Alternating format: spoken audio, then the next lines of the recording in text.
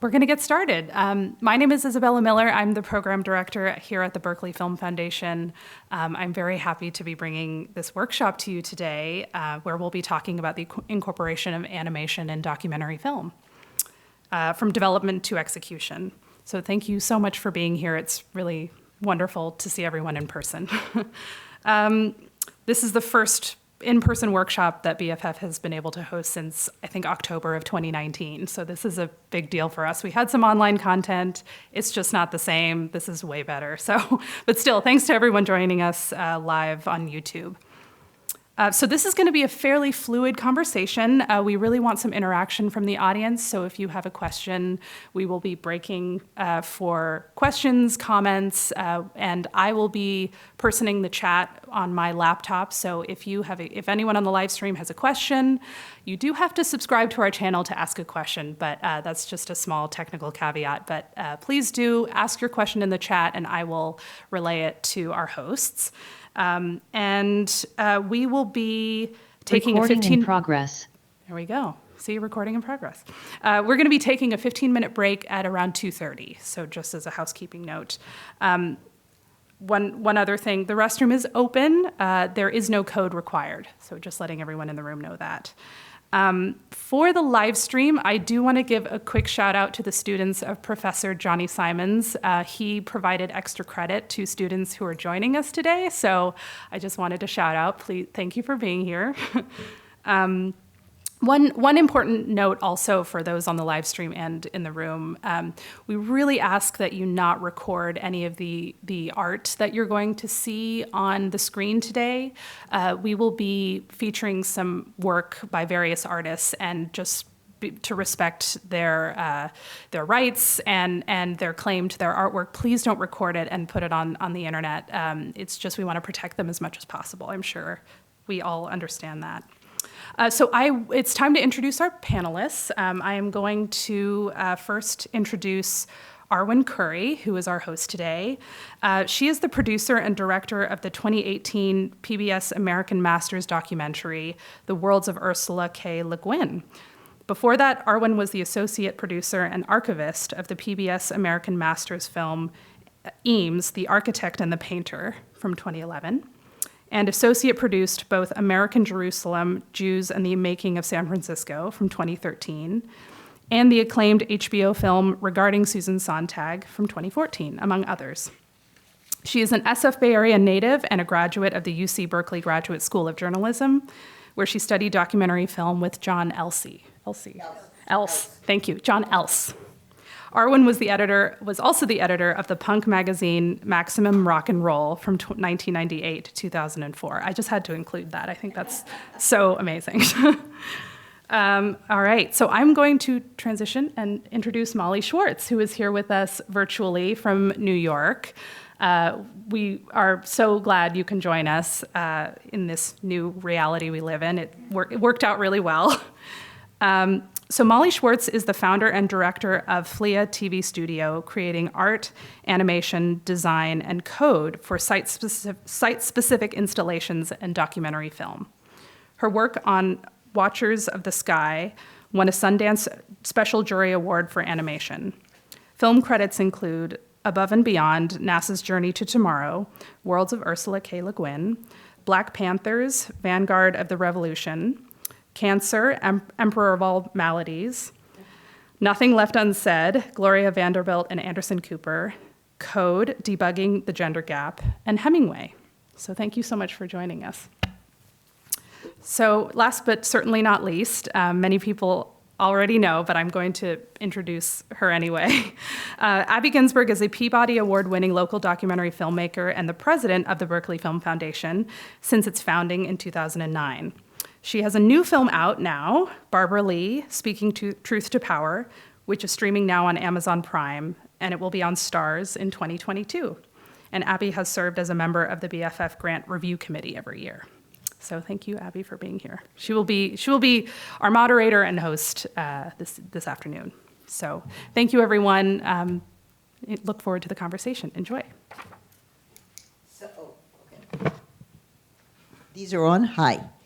So I just want to thank both Arwen and Molly for agreeing to do this. I am extremely excited as a filmmaker who really has never moved into animation and hasn't used it. I'm excited about this workshop and anxious to hear what our, presenters are going to teach us. So we're going to start. I think the way we're going to do this is we have two trailers.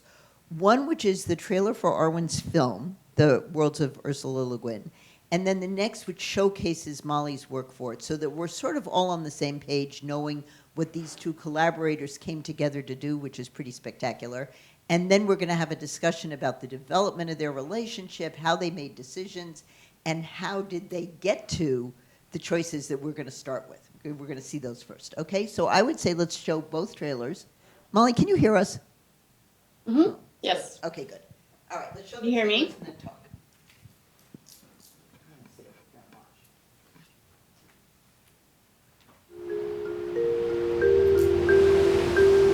Magic exists in most societies in one way or another. I do make up things that didn't exist before by naming them. I call it Earthsea, and there it is. I don't think Harry Potter could have existed without Earthsea.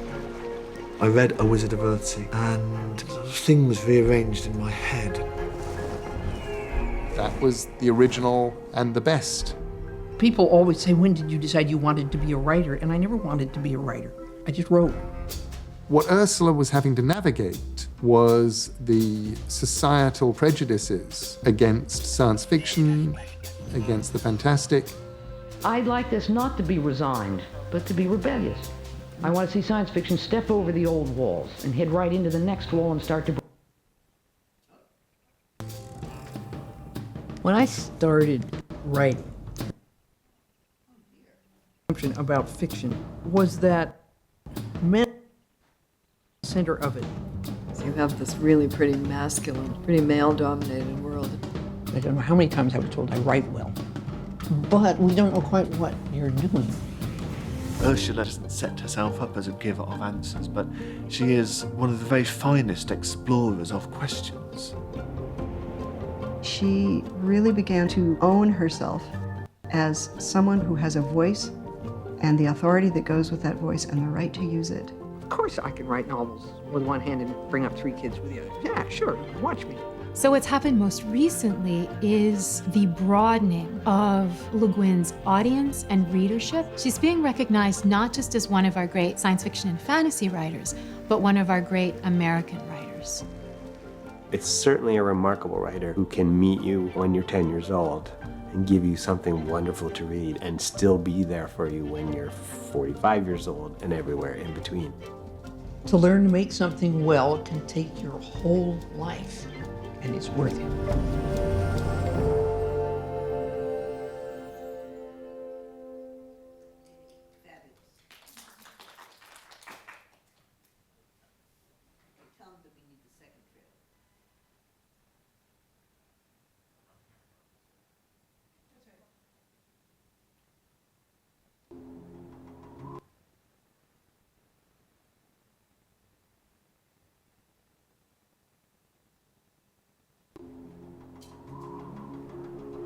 In The Left Hand of Darkness, we meet Genli, the first envoy from the Ecumen to the planet of winter. As he tries to navigate this ice-bound world of genderless people, Genli becomes entangled in a political web. He's forced to flee across a glacier, along with Estraven, a native of winter who has become his ally. As they cover the miles over the ice, they also close the miles between themselves as individuals, as different subspecies of Homo sapiens. After all, he's no more an oddity, a sexual freak, than I am. Up here on the ice, each of us is singular, isolated. I as cut off from those like me, from my society and its rules, as he from his. It's not just a geographical journey, it's a journey into human cooperation, into a human relationship. when Left Hand of Darkness came out, it was perceived rightly as having changed things, as being a completely new work, as being something that was unlike anything else that had been published. It was extremely popular, especially among young readers. Those were the readers that first, I think, were drawn to her. Nowadays, there is a lot more interest in kind of gender queering and gender fluidity. I wonder if it might be difficult for a young reader now to realize quite how extraordinary and powerful that was when she did it. She's like, what about this? What if this was the way it played out organically and everyone could just experience and see it? So that was a really formative book for me. Readers and critics have thought about Left Hand of Darkness as a feminist novel, and I absolutely think it was for its time, but there were other writers, feminist science fiction writers, and critics as well, who were saying, you didn't quite go far enough. She got in trouble with Left Hand of Darkness because when you weren't changing into some other gender, you were he. It started getting criticism. Why are you forcing us to think of a masculine default all the way? Couldn't you have done it a different way?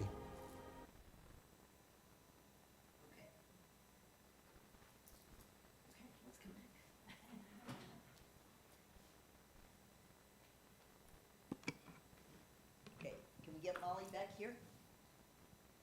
Okay, we need to bring Molly back. Okay, hi Molly. Hi. So what the first thing I want you to do is to sort of describe the kind of the early days of your relationship. What were you looking for, and kind of what came to you, and what made you think, well, maybe this is a project I really want to do and could sink my teeth into. So talk about, why don't you start, and then we'll hear from Molly about what she was receiving as you approached her. Well, perhaps in a little bit we can talk about the decision to use animation at all. Okay. But let's start from the point of view of having decided to use animation. Where do I go from there? What did I do? So, like most of us, can you hear me okay with, yeah, that's better. I didn't know a lot about working with animators and animation, and it's kind of an intimidating new world. So like most of us do in the documentary world, I went to the people who had used animation in their film and kind of went to my people, to documentary filmmakers that I knew who had successfully incorporated great animation in their films. And through that process of investigating and looking at samples and hearing a recommendation and following up on it, I found a number of animators that I was quite interested in. And then it was a choice to work with a single animator, to work with multiple animators. For my film, I ended up working with 3 different animators, strategically, to represent different parts of the story in different ways. And the kind of role that Molly and her studio played was to represent Ursula's works that were either more realistic. These were science fictional worlds, but they weren't operating under the laws of magic. They were places that, speaking to Ursula, were like real places. They felt like real places. They should feel like real places on the screen. And also, some of the conceptual ideas I needed to talk about. So Molly came in to help with both of those problems, and we began talking. And I remember we had quite a long conversation when we first, because you were a fan, are a fan. Of Ursula's. Of Ursula's, yeah. I should say, not of me, yeah. Well, now I'm a fan of you too. Yeah. So, just Molly, from your end, just comment about, you get a call, someone says, I'm doing, the definitive film on Ursula Le Guin and I need help. And you know for a fact that this woman's written how many books? 20? 40? A lot. Close to 30, yeah. Okay, so it's a wide-ranging project. What's your thought on this? I mean, what are you looking for in terms of direction, the ask, et cetera? Well, I think the first thing is, can you guys hear me okay? And I'm not on delay, right? You're right. I think the first thing is when somebody comes to me, with a project like this, I'm already interested because I'm a huge fan of her writing already, and I'd already read many of her books. So, immediately, like Arwen said, I just want to have a really in-depth conversation to find out what the director's thinking and what are the kinds of places that they're going to use animation. Okay, keep going back and forth between Okay. the two. Embed us in your, a little bit more about kind of how this conversation goes. I'm having trouble doing anything more than imagining calling an animator and saying, here's 3 sentences about my project. What can you bring to the table? So embed us a little more. Sure. I mean, I think this is getting to something I'm sure we'll talk about more in depth, which is what problems is animation going to solve for your film? What kinds of concepts, ideas, situations can you not represent with traditional elements of film or with other avant-garde elements of film that animation could resolve for you in an elegant, functional way? And when I started speaking with Molly, I had a pretty good idea of the problems I wanted her to solve.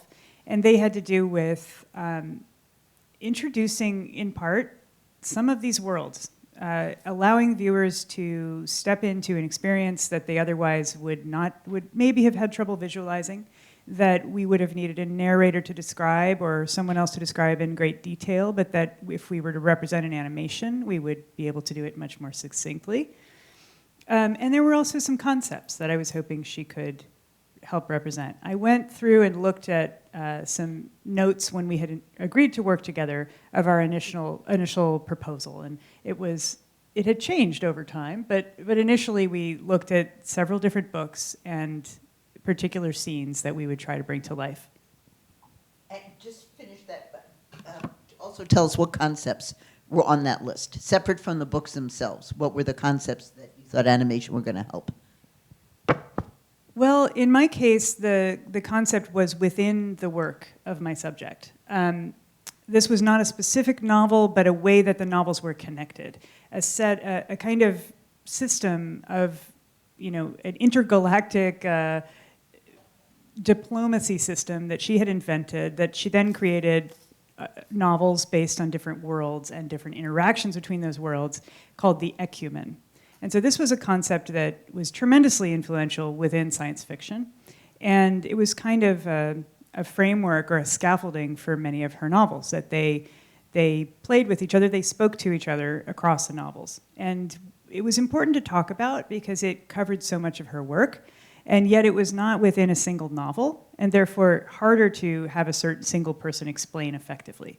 So in this case, and we do have a sample of this if we want to watch it, Molly created a kind of an outer space scene with the different hand-painted planets. Maybe you talk about that process. And then we showed with like light trails, sort of things moving between them and connections being formed. Yeah, I found actually some of the paintings from the planets here. And that is part of our process here, where we actually make work on paper and then we incorporate it into the animations. But it was a really joyful experience to kind of combine this artistic creation of planets, but into this sort of framework and structure and move through this world. Did you want to show part of that? Is that okay? Sure. Yeah. You guys ready to see it? So before we get further confused, sure. Yeah, sure. Yeah, so the number is number 5. If you could play clip number 5, Ecumen, please. Thank you.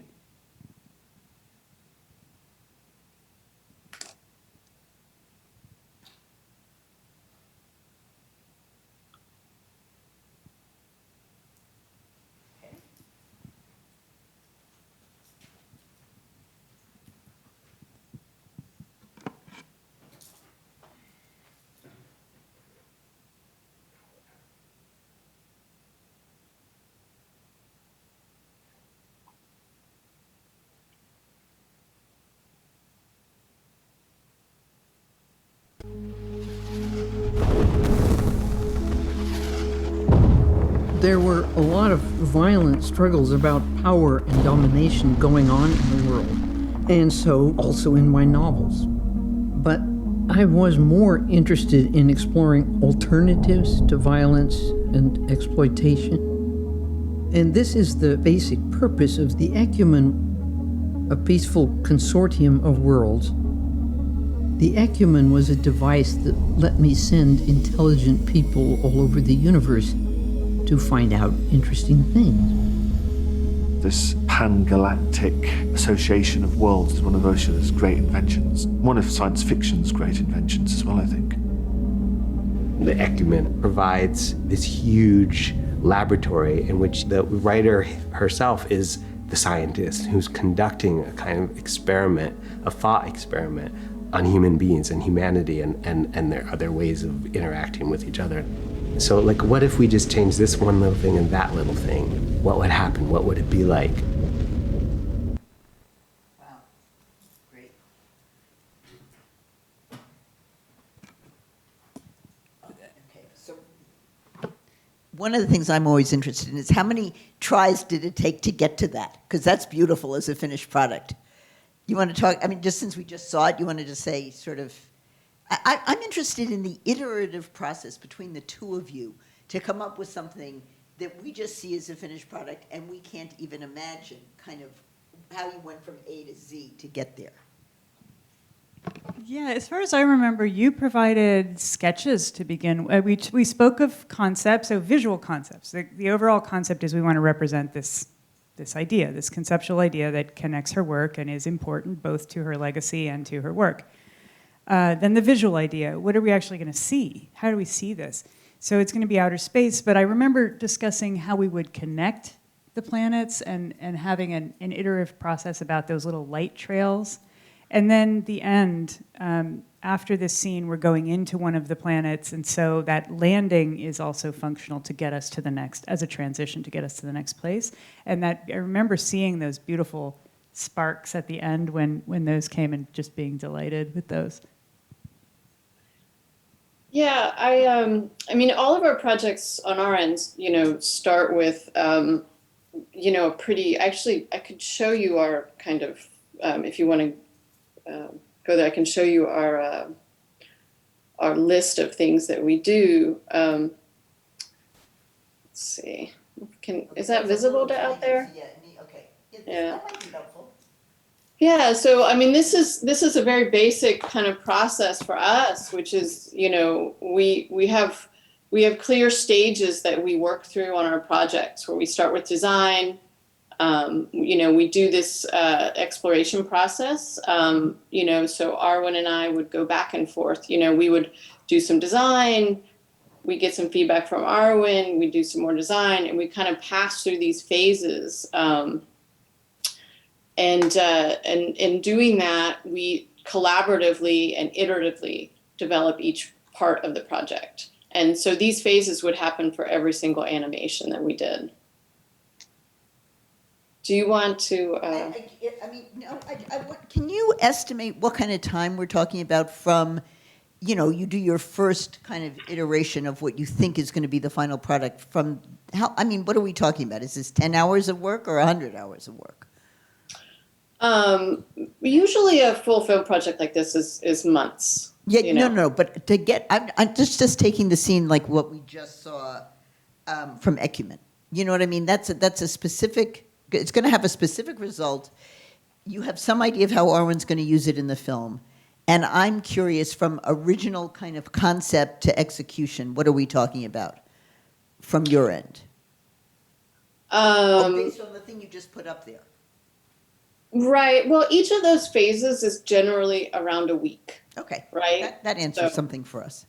Yeah, I was looking at our original agreement, and I think we went past it in terms of scheduling. We ended up going over time, but we originally planned it out at 7 weeks, moving through those projects for all the animation. So from the first conceptual conversations and design, and then to a state where I was approving the animatic, and then moving to the end. So it was 7 weeks, and maybe ended up being actually more like 10 or something within that range. And you should know what 12 minutes of finished animation within the final film there was 12 minutes of animation. Yeah, about 12 minutes, possibly a little longer with some of the motion graphics of the covers, but about 12 minutes total within the film. Yeah. Yeah, I would say that most projects, kind of range several months, because there's like when I think about an project in its entirety, I also think about all of those early conversations that we would have had, you know, because that's, you know, people come, you know, early on when they're still have their, you know, whether they're in assembly stage or, you know, pre-edit, pre-filming, sometimes as late as, you know, rough cut. And all of those conversations, and then the bulk of the work will be, you know, 7 to 10 to 12 weeks probably. And then, you know, finished delivery. And I want to ask you a slightly different question, which doesn't particularly pertain to this. In Ursula Le Guin's situation, we're trying to show worlds where, you know, it's pretty fantastical. There is animation that is often used. I'm thinking of Last Day of Freedom, you know, where those were just line drawings, but the whole film was animated, and it was an amazing, wonderful short film. So I'm interested in either how you advise filmmakers or how someone comes up with a decision. If you're not inventing a whole world, but you're trying to fill in gaps, you know, because there is no archival, there are no photographs, we have to have a way to show something here. I don't know how, you know, talk to us about various styles of animation that exist and how a filmmaker in consultation with an animator decides on the appropriate form of animation for their project. mm-hmm. Well, I think the first thing that I would always advise filmmakers to do is watch a bunch of different animations so that they can start to get an idea of the different things that are possible.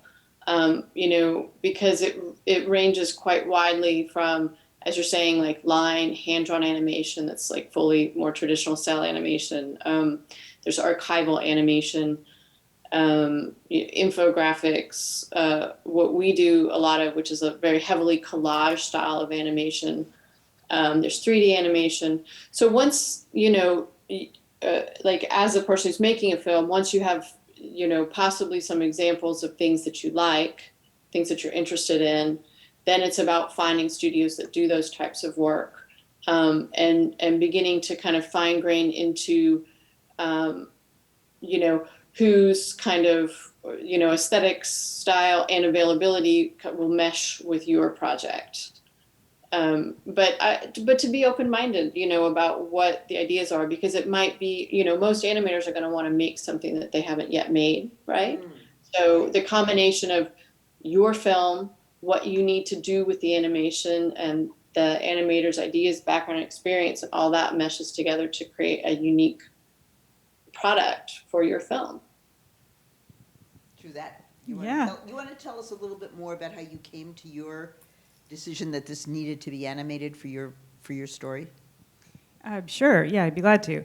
So I do want to get to the other part of your question at some point, which is kind of, you were asking about the different styles, but there's also the different functions, right? Okay, talk about that. Yeah. I'll So when you're talking about, you have a film and it has gaps in it,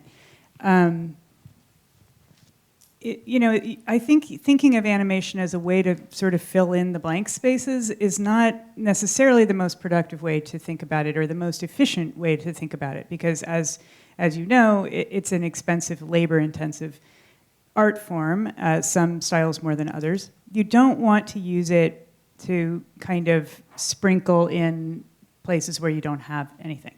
Now, it may be that you want to use it because you don't have something, but that should be a real strategic decision. So there are different kinds of problems that animation can solve, and your film will have problems, and maybe this is one of them. You may want to represent a character's inner state in a way that is impossible to do because you're talking about an emotional experience, maybe a dream or a memory, or you know, a mental illness, anything going on inside the parameters of the human skull. You may be talking about something that happened historically for which there is no archival. Maybe it was far too long ago. Maybe the archival has been seen just a zillion times and you don't want to see it ever again, or whatever. Maybe it's a historical character for which nothing exists. They only exist in correspondence, in letters, and you want to bring them to life. We did this with Sutro in the American Jerusalem film, and we animated his character because there was nothing to show. Maybe, as Molly was mentioning, you are making a film that is talking about numbers, about data, about information. You want to represent the information in a visually interesting way, but it's very important to communicate it. Then you're trying to create something that conveys information in an interesting way. Maybe it's just the numbers, but maybe it's the contrast between the numbers that you want to show. Maybe you want to show, like, Molly, you had a great example of that. Did you want to show that one? Yeah, I could maybe. Maybe you can illustrate a couple of things I'm talking about. So that would be something like infographic data. You might be animating a graph. Do you want me to show a few samples of some of the things you just great, touched on? I think. Yeah. Is this helpful, guys? Yeah, okay, people are happy with this. This was, animating Rachel Carson, sort of animating her manuscript that she was working through. First sentence right before she could go to the second sentence, and then she'd revise. It takes a long time for her to get something that she likes, and then in the morning she's likely. That kind of stuff. What were some of the other things you mentioned? A character's inner state. Do you have anything like that? Thoughts or dreams? Yes.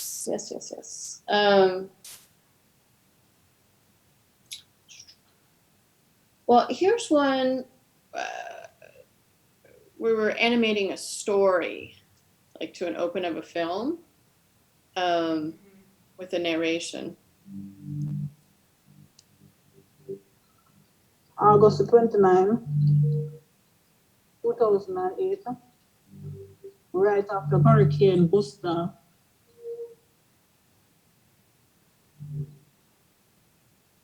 My two brothers and my friend was at the house. Just four of us. Going outside, we realized when we lost the car keys, so we was kicking our foot in the water. Same time, I say, two guys coming down the road. My brother said, Come on, be careful because see somebody on the veranda. The rain started pouring down now, so. Not the rain. I was in front. Someone was in front of me. And I hear gunshot ringing now. And I see like fire. The gunman shot me in the belly. I want them to run. So I said, murder, run. Right there and then I realized it's something really bad. I'll stop that there. That's beautiful. That's very helpful, and thank you. That's great. What is that from a film that we could watch? What is that? That was from The Abominable Crime. It was a Micah Fink film. Don't know it. Okay. And there's one other I want to show, but why don't we? No, go ahead. Show what. I'm gonna just dig it up. So I just wanted to find something that kind of the idea of interstate, which I think is really important. If you wanted to.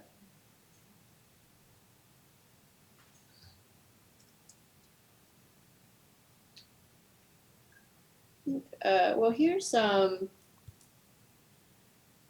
one where we used a photograph. Let me pop this back up. And animated a story over an existing archival photograph using figures and film footage. So much was my place. It was a very narrow hallway, rooms to the left and right. The air was tinted with the smell of ether. It was tinted with blood. You had kids crying, parents standing on the sides by the walls, crying. It was not. So that was kind of the idea of memory, right?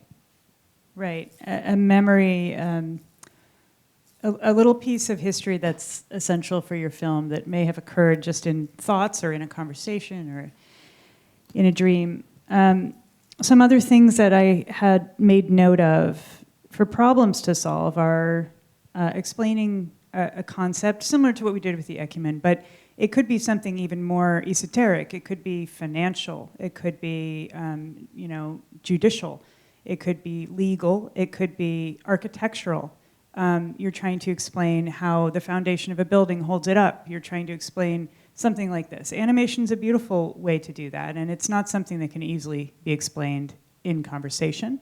You're likely to find, the diagrams you're likely to find are not going to be interesting to look at if they're not moving. So explaining something that is a conceptual idea, not a story, but that you need to have in your film. There's also some more global uses of animation for your project that might be like creating a sense of visual cohesion throughout it.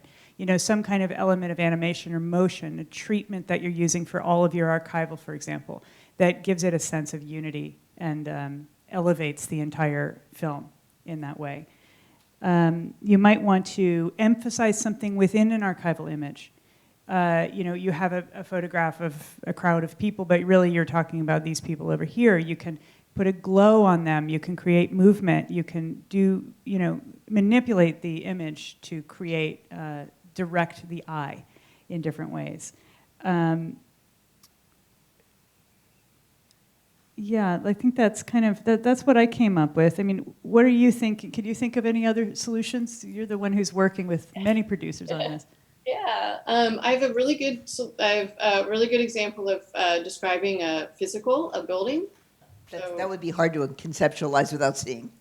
Yeah, that was definitely an interesting one. I had another one that I wanted to show this, another idea of memory and witness.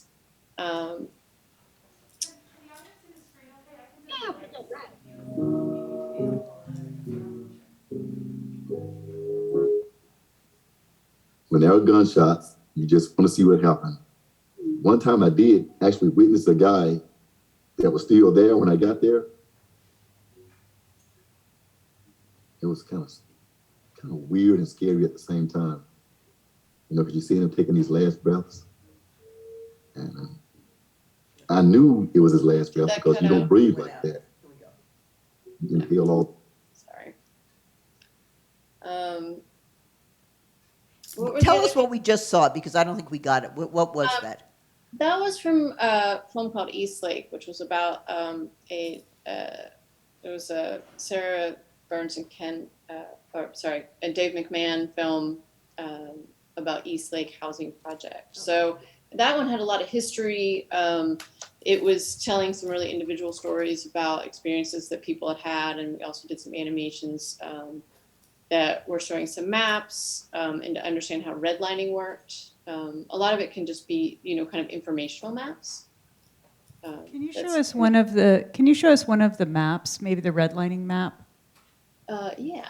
I mean, I'm showing. I'm going to turn the lights back up because the live stream people are having a hard time seeing from our camera. So sorry. Yeah. This is another informational one, but it has to do with physical space, which I think we do often need to represent. Yes. So, of home mortgages. When the government's deciding which loans it's going to insure and which loans it doesn't, it explicitly looks at race. Neighborhoods that are white will get the highest rating and are most insurable. Integrated neighborhoods will be less desirable, and often the least desirable of all neighborhoods are going to be Black neighborhoods. And so the government literally takes maps of every city and it outlines Black neighborhoods in red. Maps. Simple, Yeah. straightforward, and really upsetting. Thanks. Maps are, you know, there's it's a huge universe of, you know, of things that you can do with maps. You know, whether you're blending in footage, whether you're actually illustrating stuff, whether you're showing, you know, where things move or how things go. So it's almost like a whole separate universe to go through. Thank you, Molly. Those are fantastic examples. And the other things that I can think of are uses like mine, where you're representing a writer's work. You're representing something that exists in the heads of readers. It doesn't exist in the world, and so how are you going to show it? Or maybe you're making a historical film or a film that relies on archival, and the archival just sucks. You know, it's just, boring, it's court papers, it's like letters or something like that, but you need it for your storytelling. It is a way to enliven archival. So those are some things to think about. And I think the bigger picture, and Molly, I really want to hear what you have to say about when the producer approaches or when the animation process starts. But just before you start, the bigger picture is you want to know ahead of time what those problems are, which means you do want to understand your story at that point. I mean, I think that there's a time when everything is coming together and you don't have a script and you don't have a story yet, you just have a concept and maybe you have your interviews. That's not necessarily the time to hire an animator. It might be a time to investigate animation, to speak with animators, to think about what's possible. But until you know the places where your story needs you to solve these problems, you would probably be premature to start the animator working. This is my perspective as having gone through it, but I think there's maybe different reasons to initiate at different times. Right. Personally, I'm always would prefer that people come to us as early as possible. And because there is a portion of the conceptual work and ideation work that happens prior to the job. So the more we know about it, the earlier we know about it, the more we can offer to the film. But that is also a separate conversation or a separate process for making your film as efficiently as possible. Because to make your film as efficiently as possible, you don't want to start the animation until you know exactly what you're doing and exactly how long it should be. And so it's really, in documentary, it's just a constant struggle to find the right balance of that process, right? In a limitless world, we would, start when you're still in your assembly and ideation phase and, continue working. We develop the look and the feel, and then you would cut, and then we'd figure out how long things need to be, and we would make them that length. But it wouldn't be feasible, for the budget of most films. And constraints are helpful. They make us smarter and stronger, right? So sometimes. Are there questions here or in the chat? Yeah, go ahead, Sabira. She will be able to hear you. Sorry.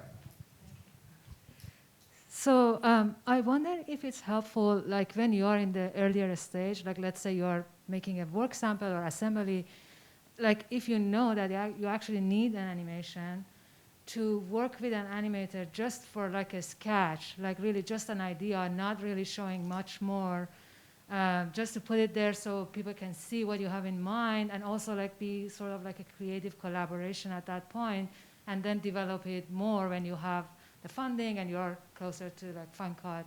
Yeah. I mean, that sounds great to me, but I think the key thing you're saying is you need it. If you know you need it, right? Because otherwise you run the risk of throwing away some money. I mean, that's really the question there. If you sort of say, I know I want all this, and you get all of those things started, then you're using the animator's time for that purpose. You're going to pay for it. Right. But I agree that there are iterations of your film that have to happen before you're ready for a fine cut, and you need them to raise money, you need them to raise interest, and you need them along the way. So animation can elevate and begin to inform other parts of your story. So if you can get sketches or placeholders from your animator, I think that's helpful. What do you think, Molly? We actually do exploration and design phases for people separately from the full project. If, certainly, people might run the risk of not ending up using animation, but that almost never happens. Usually when people do the design exploration phase, then they go into that. And that could be as little as a few, drawings or sketches, style frames, illustrations. But often we'll do like one animation, and it becomes like a short piece. It's a proof of concept. It's a test. It informs us how long it's going to take to make something. It initially establishes our working rapport with the filmmakers, and then a lot of times the filmmakers use it to raise money. So to pay for the rest of the, you know. And if it's a nice piece of animation, it can really elevate your film. Yeah, production quality is very important. And just to talk a little bit more, just to finish up with that process, that back and forth, I think we were at a point where we had a script and we knew where we wanted to put these pieces, but they weren't precise. There were certain options. We ended up trimming a line here and there. So there's a period in which the animation, once it becomes a real piece of your storytelling, once it becomes a tool in your toolbox, that you're then you may be altering your script or your story to work with it and work around it. It is a really active, dynamic, creative collaboration. So it gets to a point when, okay, I'm going to move that dialogue around to lead into the animation. You can see the way that I used it in my film. It's part of a kind of a storytelling tapestry. We don't have an animator. We don't have a narrator. We have interviewees telling the story, and sometimes Ursula, our subject, telling parts of the story or reading the stories when they're fictional works, and the animation is working with them to fill in the visual information and to bring what they're saying to life. So they're playing together, and that was tremendously helpful for the whole storytelling of my film, which of course was about stories. So I needed to have that working. Say another sentence or two about how far down the road you were. Did you already have a rough cut with, black spaces for your animation, or was it on paper? We just saw several interview subjects kind of, as you say, frame what we were looking at in terms of the animation. Was that already sort of pretty close to locked before you figured it out, or was it just roughed out? How far along your own process were you in editing?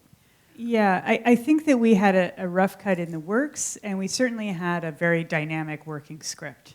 So I rely a lot on a script, and I was working with another writer. I had a co-producer also helping me write, so we would collaborate, and then we would together have meetings or calls with Molly and the other animators, and it started to become a very back and forth thing. But yes, it became integrated into the script as you would an archival image that you're going to use, and so then you can build your parts of your story around it. You're going to cut in there and give that piece of information.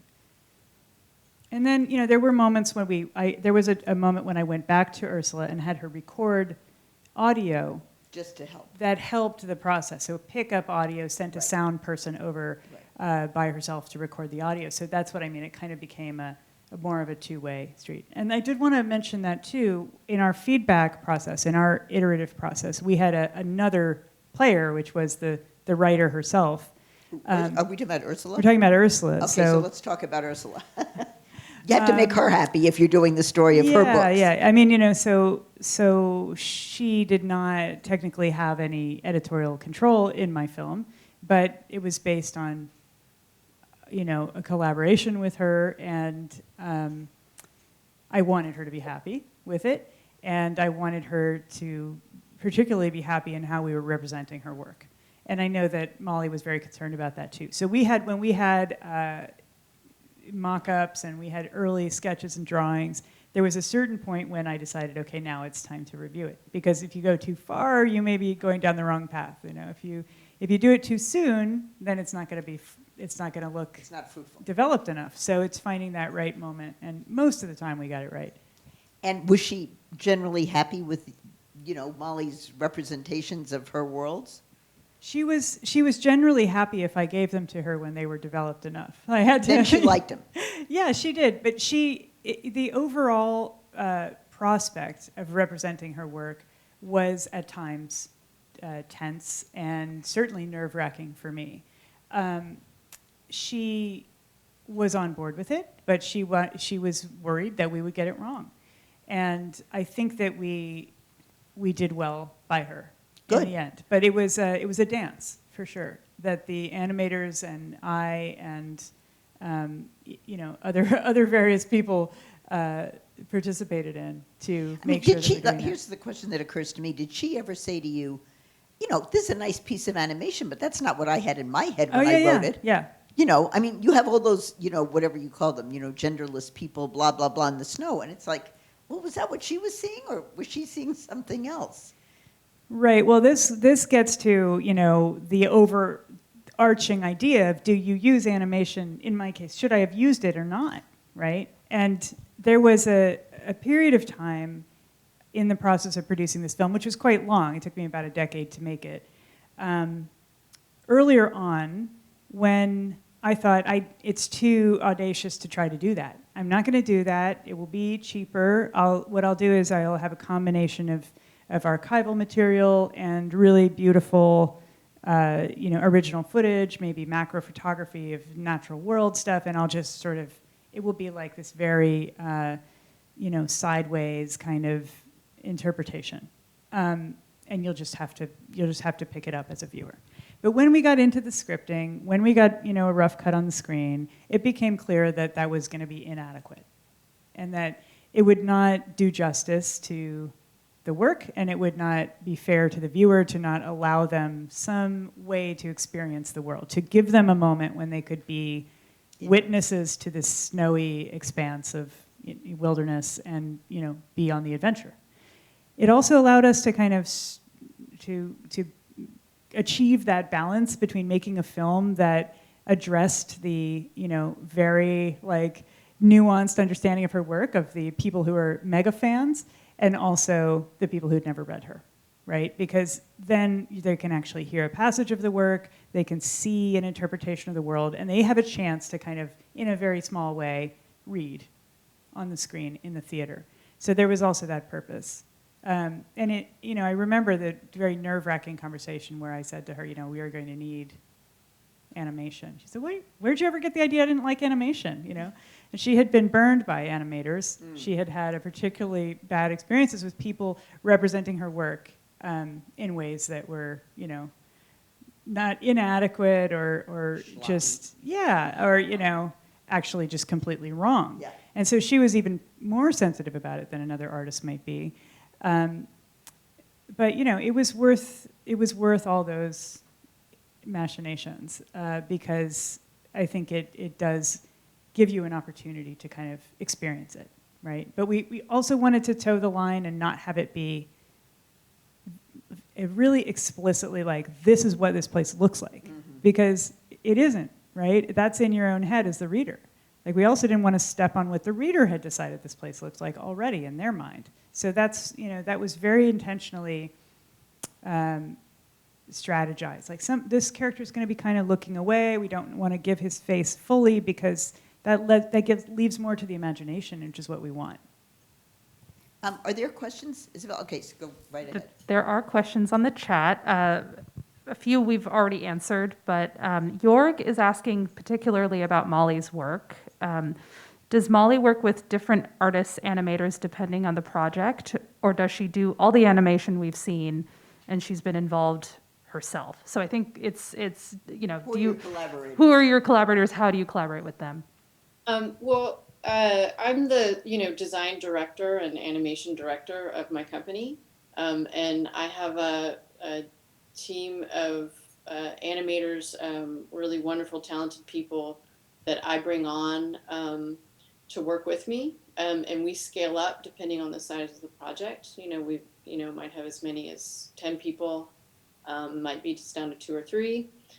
And we absolutely aim the right people at the right projects, but I wouldn't direct anything that I didn't want to be, very, very creatively involved in.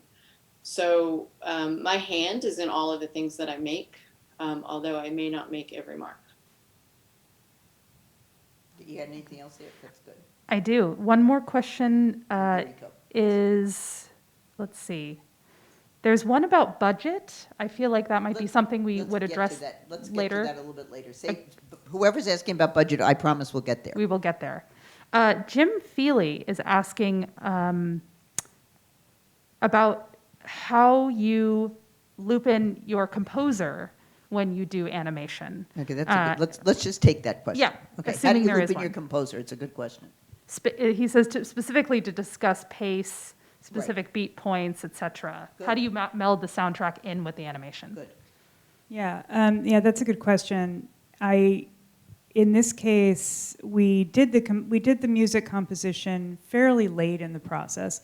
So we had something laid in that was about the pace of the final scene that our composer was able to work with. So he worked with animations that were in process, but that the shift from one scene to another that he would need to get the pacing right was basically there. So it wasn't too tricky, but I could see that that's a consideration when you're thinking about how you're going to schedule all of these different elements, is that you don't want to have your score settled until you have your animation laid in, because it, of course, as it is with live footage, hitting the marks is important within the animation as well. Molly, anything you want to say about how composers affect your work? Well, we're usually before the composer. Okay. The editor will put in a temp track, and will partially drive our animation energy and tempo. And sometimes that will change. And then when the composer comes in, it's near the end of the process of animation when we've locked. Very occasionally, the composer might need to finish a few things first, and then we'll come back through and make sure animation hits the notes, but it's almost always the other way around. Okay, thanks. Yuriko. Well, my original question was going to be about choice, but I do have one quick question, which is, so I was curious if Ursula had worked with animators, and it sounds like she has, and did she have a positive experience, and how much did her vision go into how you were were trying to figure out the creative process? So the experience that she had that most directly speaks with this, she had a number of adaptations that whitewashed her characters, that were pretty bad in other ways, but that was live action. The animated one was that she was a big fan of Totoro. And when the Miyazaki studios approached her and said they wanted to do Earthsea, she was like, this is great. I can't wait. But it ended up being that it was not the elder Miyazaki, but the younger. And he did it wasn't an offensive film, but it was a very loosely based, interpretive, off-base kind of film that didn't have the delicacy and grace that she was anticipating. And it was a big disappointment. Basically, was what happened. And so that experience was something we were navigating. I did want to mention real quick that at the beginning I mentioned I worked with 3 animators. I worked with Molly and her folks. The oil-painted stuff that you see is a different animator. That's M. Cooper. She's based in London with Jelly London is the name of her studio. She works with 1 assistant and a manager, kind of a producer who negotiated the costs and scheduling. But we had creative meetings with them both via Skype at that time. And she also had to hire actors because she films and then she paints each frame. Oh my God. So each frame is a original painting. She takes a picture of it, wipes it clean, paints it, wipes it clean, and then stop motion runs it together. Her process, I was looking back at some of our storyboards. Maybe we can actually play a clip of hers. Do you want to see that, or am I derailing us here? No, do we have other hands? Let me see if there are other questions here. If not, then I say let's go ahead and play it. Everybody good? Nothing on the chat. So. Okay, so good. Okay, so this is number 3, Earthsea. This is M. Cooper's work.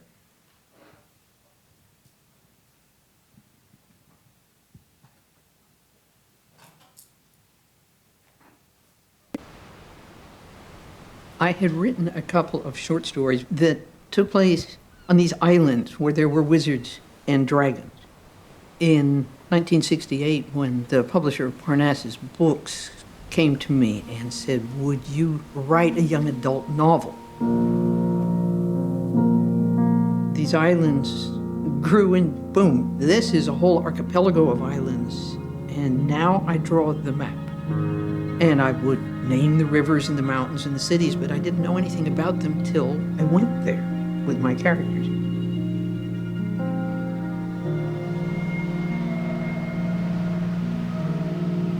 As a boy, our hero was called Sparrowhawk, because the wild hawks would come when he called them. But his true secret name is Ged. Ged sails to Roke Island, the Isle of the Wise, hidden in the heart of the archipelago. From all over Earthsea, young men come to Roke to learn the art of magic, the craft of wizardry.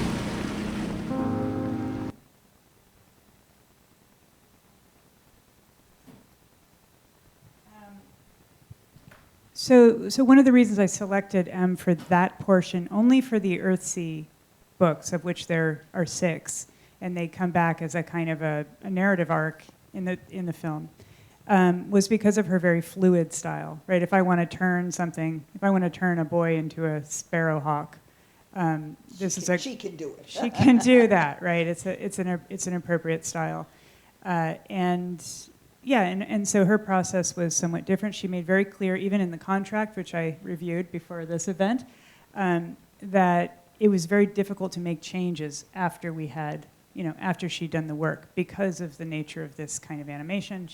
These are entire paintings, right, that are now no longer in the sequence. So we spent a lot of time storyboarding from afar and getting exactly like, how close are we? Is his wing here? How high is the crest of the wave? I mean, very, very kind of granular. And when we get into cost, I'll explain this a little bit more, but because of the labor-intensive cost, she's quite expensive, and so we didn't have all of the budget, and one of the things that she helped us to come up with was reusing, for example, some of those waves in another part of the film, slowed down, reversed, different pieces of the animation that we could repurpose, maybe going in closer. So depending on what kind of style you're working with, there are some cost-saving devices that can be used. And then real quickly, we've seen in the trailer and a little bit here with the map, those instances where you're seeing what they call the parallax, the movement within the book covers, movements on newspapers and articles. That is my third animator, whose name is Kia Simon, and she's based right here in Oakland. Her studio is called Sneaky Little Sister, and she was fantastic to work with as well, and does a range of styles. But for this film, her province was elevating all this printed material, graphics, titles, labels. She did the opening sequence where the Worlds of Ursula K. Le Guin comes down. So she did a number of the kind of more nitpicky stuff, which tended to be a little less labor intensive, but there was a lot of it. I just want to comment that I thought the thing you did with showing all the masculine pronouns, I thought that was fabulous. So that's Kia's work. Yeah, but I just thought it was, I might have thought to, maybe pull out 6 of them, and you pulled out 40 of them. And there was just a way in which, by sort of making it so visible and so multiple and so whatever, it really made the point. You're making a small point, but it's an important point given Ursula's overall oeuvre. And so I just really appreciated that. I mean, I thought that was just like a really great moment of how to use printed text to make another point. So anyway, kudos for her and you for coming up with that. Okay, we have 5 minutes left before I think we should talk about cost on the back end of this conversation. Just sort of concluding thoughts from either of you of what we've covered so far that would be helpful here. You need to think about what you're using animation for. You need to be prepared to go deep with your animator when you first reach out. Maybe getting, as you say, sort of an initial work product so that you can show you're going to use it makes sense. I came away thinking it does. What other big points do we want to underscore? Well, we talked quite a bit about just the rapport and the communication style. Do you want to talk about that a little bit? Let's end on that note, and then we'll come back. Yeah, I mean, we're a very communicative studio. We like to check in, we like to send stuff every week and have a conversation every week. But the important thing is that, everybody's communicating the whole way. The animator and the animation studio needs to explain their process very, very clearly, so it's not a surprise. Your agreement needs to lay out, like you were saying, M's agreement might have been really specific due to the style of her animation, and every studio will have their own, you know, things that are really important to have, like goalposts and that kind of stuff sort of laid out in the beginning, so then you can really focus on the work and enjoy making the work together. You know, and it's really clear what you're doing, it's clear what you're making, and you know how long it's going to take and when are you going to finish. I agree with everything that Molly said, and I'm realizing I didn't answer Yuriko's question about Ursula, so maybe I can try to answer that real quick. Go Okay. ahead. You were saying, well, did she not really like some of the things that we did, right? No, more like, how did you get to a point where you felt like you were moving in the right direction? It doesn't sound like you ended up with anything that is like maybe their work. Yeah, I can remember certainly. There was a time when there was a book we didn't end up putting in that Molly was. It was in our original proposal, but we ditched it. The word for world is forest, and you were creating the little green men. They were little green people, and Right. she was like, "That's just completely the wrong grade. Like, what is it?" I mean, basically, I gave her the sketch too soon, but it was my blunder because it was just an initial like, "Is this about the right size?" And I made the mistake of running it by her before it was, fleshed out. And of course, I wanted to have the information. Is this about right? Yeah, but it's a fine line. I mean, I don't know how many people will have this kind of other third party. There were other moments where M created.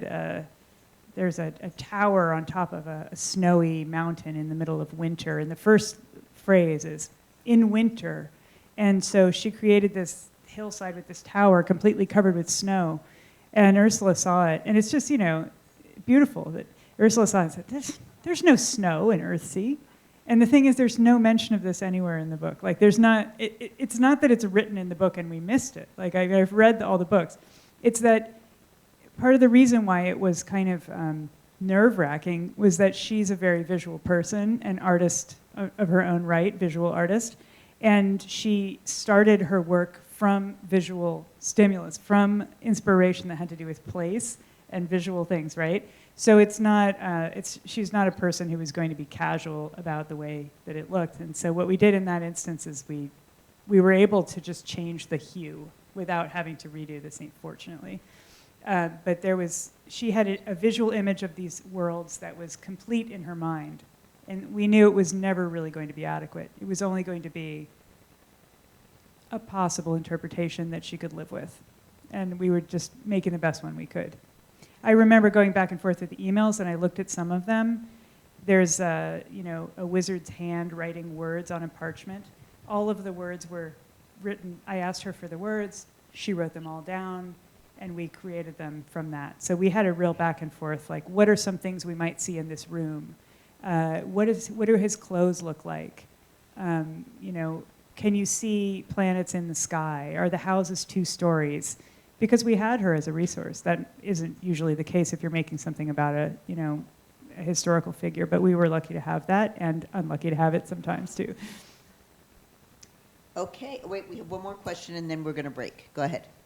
Sure, I got it.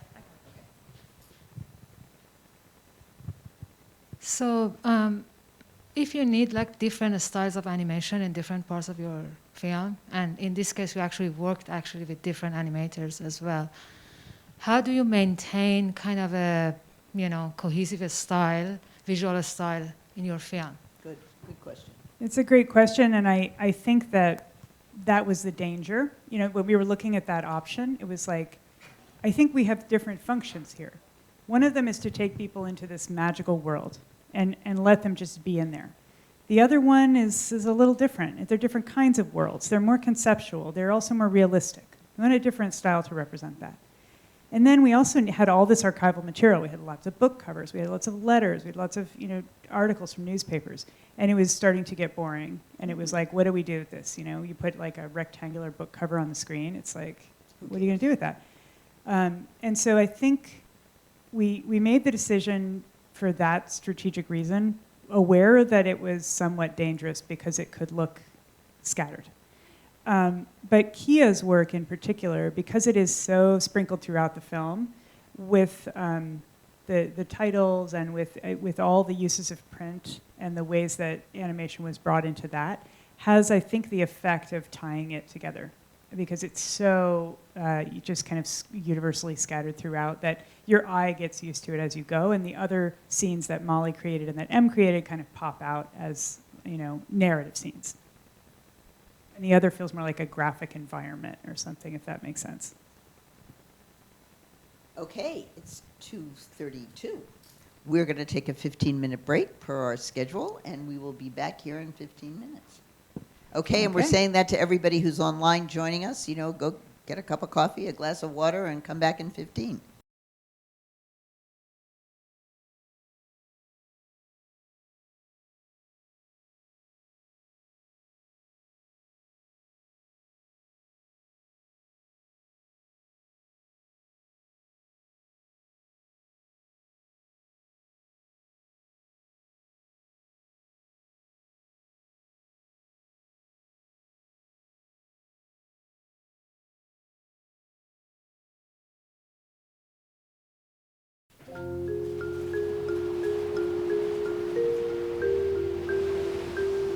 Magic exists in most societies in one way or another. I do make up things that didn't exist before by naming them. I call it Earthsea, and there it is.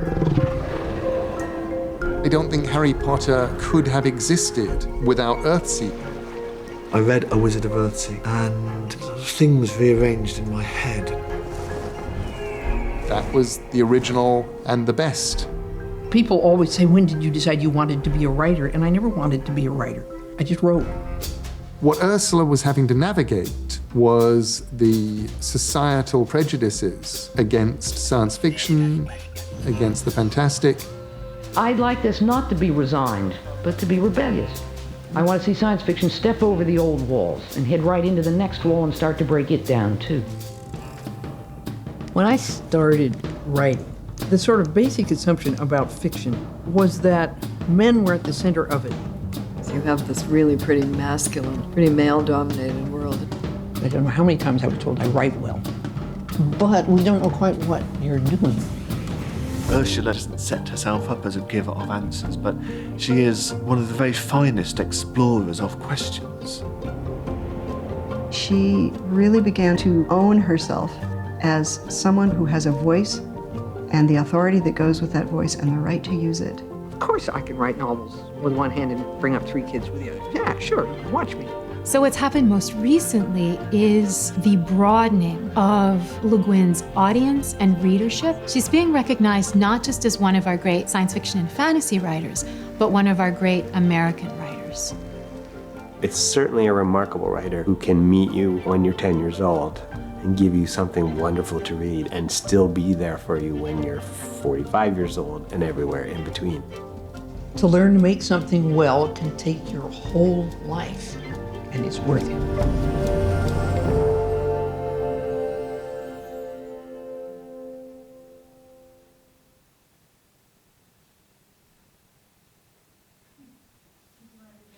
Yeah, let's do the second one.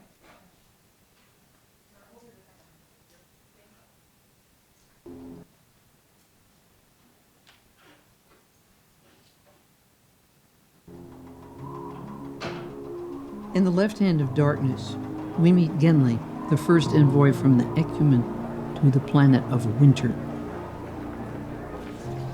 As he tries to navigate this ice-bound world of genderless people, Genli becomes entangled in a political web.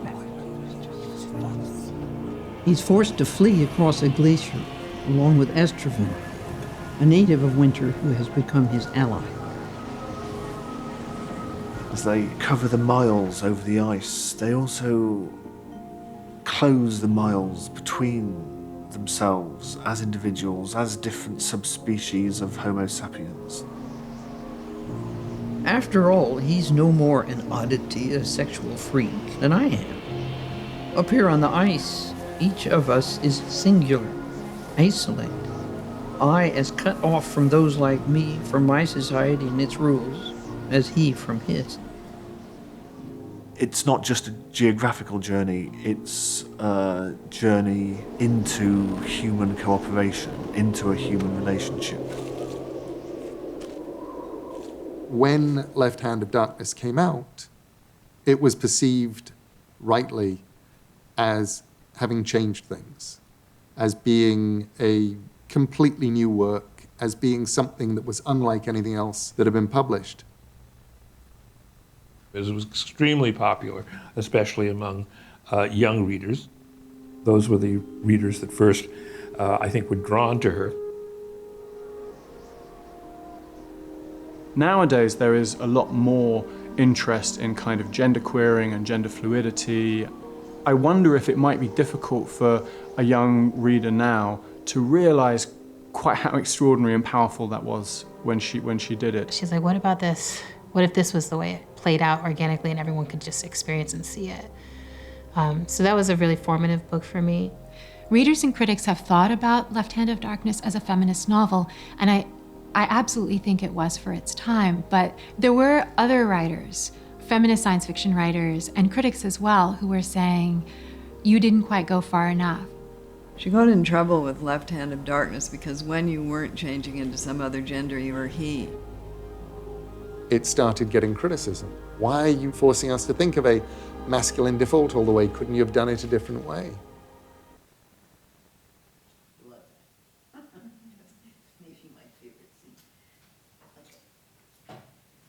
Thank you.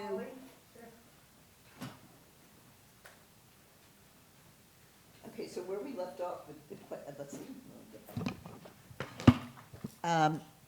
I don't know if we want to start with finances, but since financing, hi Molly, since financing this is, something every filmmaker needs to think about if they think they're going to be doing animation, we might as well hear what the numbers, how you think about this, and what kind of money we would be talking about, depending on obviously how many minutes and how complicated it would be. So both of you, I would like to hear from you about how do you suggest to filmmakers to think about budgeting for animation?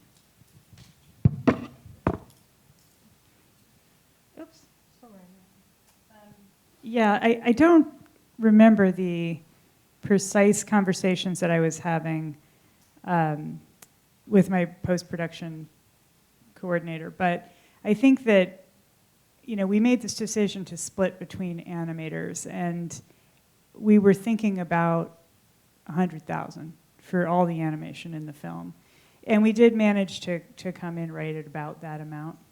And that was, I would say, somewhere between 35 and 50 for each of our two primary animators, and then somewhat less for the motion graphics.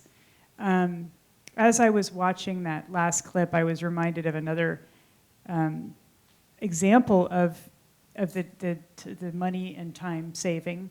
So we needed to kind of talk about that gender querying that she was doing in the book, and we didn't know what to show. We looked at archival images from the time. It took us too far out of the story. We didn't have the right on-camera person saying it. And we, I think, together came up with the idea of using some of the faces that Molly and her team had already drawn for the crowd scene and pulling them out and using them in that last kind of conceptual scene with the faces appear in the snow. So that was just another example of ways that you can work with your animator to say how we can maybe get a little more mileage out of this than we originally thought. Did you want to say more about cost, Molly? Molly,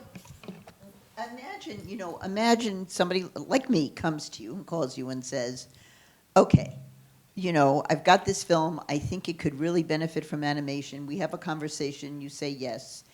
What do you tell me in terms of how I need to think about budgeting it? Again, I don't know what the style is, but something, say, similar to, where you're inventing a universe of one kind. You're not inventing 3 universes, but there's one universe that we're going to keep coming back to. And I've told you that there's going to be, 5 to 6 minutes need to be covered with the graphics.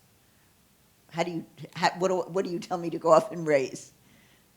Well, we usually give people an estimate, and the estimate is very, very specifically based on what you want to do. So there's not like a flat fee for animation. You know, I would say a single film with, because we also often do the whole package. So we'll do the typography package, we'll do anything that kind of falls under recreation animation, documents, headlines, photographs, collages, archival animation. A single film can range, you know, from $35,000 to $40,000 and up, you know, to $150,000, just depending on the scope of the work that you want to do. If you're looking at, because our work, it kind of covers quite a wide range. Right. You know, it gets very specific. However, if you're looking at like just animation, right? Then your then you could look at it in a per minute cost. And if it's more motion graphic style, you know, you might be closer to $5,000 or $6,000 a minute. If you go up into hand drawn, fully realized, it might be, you know, $16,000, $18,000, $20,000 a minute. Wow. If you go into full 3D animation, it goes up from there. What the number matters is what you need for your film. And that's why we give people a very specific budget based on a list and looking at the samples that you know, the samples of your edit, the story you're trying to tell. We always create a set of samples of work that we've previously done for potential people that we might work with so that we can have a conversation, narrow in. And we just try to be really specific and based on your project. Is that helpful? Yeah. Do other people have specific questions around budgeting, as any of you might be thinking about this moving forward? No? Okay. I do. Go ahead. So when you say that... Can you hear her? Molly, hang on a second. We're going to get a mic. When you say that you prepare a preliminary estimate kind of thing, like how precise does someone have to be about, you know, what they talk to you about, and then is it like an educated guess, or is it like a range, or? Well, sorry, are you done? I can't see, so I don't want to cut you off. Was that the whole question? Yes. Okay. It's an extremely educated guess because we've been doing this for 20 some odd years. So we know how long it takes our team to make things. And that's, you know, basically the cost, right? It's like, it's the power of the people making things with all their time and hours. I would say that we do a preliminary estimate that is based on a list. It's incredibly rare that the initial list and the end of what we deliver are exactly the same. Right. Because usually people aren't done editing. So, you know, if we haven't started something and, you know, my studio works on a flat fee. We work on a project-based fee. Some animators work on a day rate or an hourly rate. And that's an individual an agreement that you have with, you know, whoever you're working with. So, you know, we, you know, if we haven't started something and things shift, well, you know, we'll accommodate. If we have started something, you know, we have to account for that time. But then if things shift, you know, we definitely work with people as they're kind of figuring things out. I would say it's a rare project that gets smaller, though, because people get really excited about animation and it solves a lot of problems, and many jobs want to expand. Yeah, and that was an explicit understanding with all three of the animators I worked with, is that they all had a flat rate. It was all in some kind of a contract that also specified roughly how the review process would go, and the things that fell outside of this initial understanding would be additional charges. Now, that said, there were lots of tweaks that happened. There were lots of little things that got added, and I think it was the animators assessing, is this additional work, or am I just migrating my work to some other, you know, am I just repurposing? So we didn't have too much adjustment, but we did have a little bit of adjustment. We had extra things we wanted to do, an opening sequence, an extra thing here. So there was a little moving around, but we were able to more or less stay roughly within our budgets. Can I ask you a question? Above and Beyond, was that Roberta Grossman's film, or am I thinking of something else? What was Above and Beyond? That was Rory Kennedy's film, NASA, the 50-year NASA film. Got it. So we did a lot of like we made solar systems. I mean, NASA has an extraordinary trove of animation and elements, but we made a bunch of solar systems and stuff. That was really fun. And can you tell me what you did? Watchers of the Sky is another film of yours I've seen. So what'd you do? But I can't remember it well enough to know what was yours. I led most of the animation on that film. I have some. If you have some, this is a very interesting film. You want to show just a little bit of this? Yeah. So tell people what the film is about and what your role was. So it's a Edith Bielsberg film, and Watchers of the Sky is about Raphael Lemkin, who was a Jewish lawyer, refugee from World War II, who literally came up with the word genocide, and he got it passed as a law in the UN. Like it's a it's like an international UN. It's a crime, yes. Like in the international legal world. Yes, so it is. He was this lawyer. He tirelessly, this was his entire life, was to, stop genocide. And Watchers of the Sky discussed him, and then several other, things that happened in the Balkans and other things. It was partially based on Samantha Power's book, but it's a quite dense film. But Raphael Lemkin is a historical figure. And there was no material they had of him. They had one photograph and one clip, and then they had just a ton of writing that he had done. And that's what they had to make the film. So we created all of these animated sequences to sort of build the world around his writing. Wow.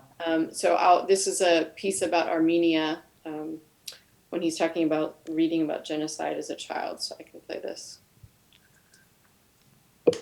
One of the things he used to say was that a line of blood ran from the Roman Empire to the present, right up to the Jews who live nearby. He was a Polish Jew who had been born near the town of Białystok. He had grown up in an area which kind of changed hands between the Poles and the Russians and the Germans, and kind of never knew who would be responsible for next year's pogrom. During the First World War, his family had been displaced from their homes. They hid out in the forest. So he had a great empathy, I think, born of himself having suffered dislocation.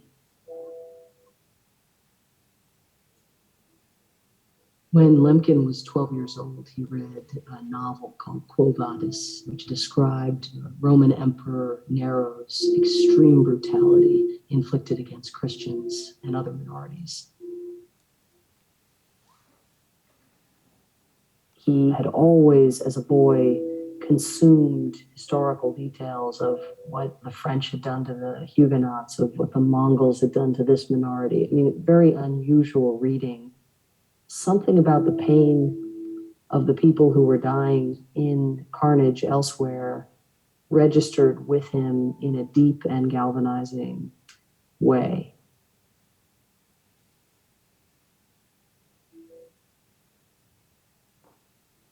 Lemkin was studying linguistics at the University of Lvov when he began reading. Stop it there. Okay. So that was an incredibly layered footage, illustration, many layers. And there were several long animated sequences that showed different parts of the story. And we had a recurring theme of refugees versus victims. So it was a slightly different treatment of these sort of hollowed out, harrowing figures throughout the film. So that was Watchers of the Sky. I just want to say that was very impressive. I knew that it was animation and I didn't remember it, and it was really nice to see it again. It's a tough film, Watchers of the Sky. I was amazed that they decided to make a film about it because there was no there when they started. So kudos to you for making it feel real.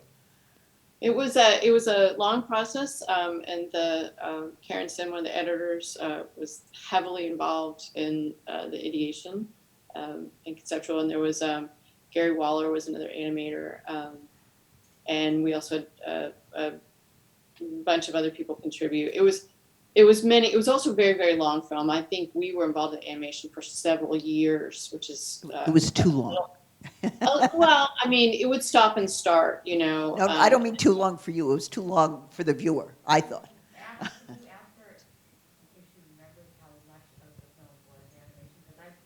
Okay, do you remember in the end how much of the film was animation in Watchers of the Sky? I don't. It was a lot. A lot. There was nothing else there. Yeah. It was the, you know, that and differently, you know, than Arwen did in her film, but there is a quality.